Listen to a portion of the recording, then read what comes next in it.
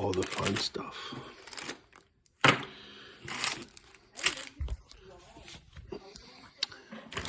I've had this one for about probably 10 to 14 years. We haven't done anything with it. But tonight we're going to start. Life gets busy. Life changes. Life throws curveballs. But time to build.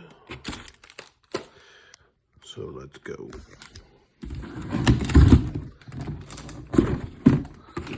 So let's build the service truck.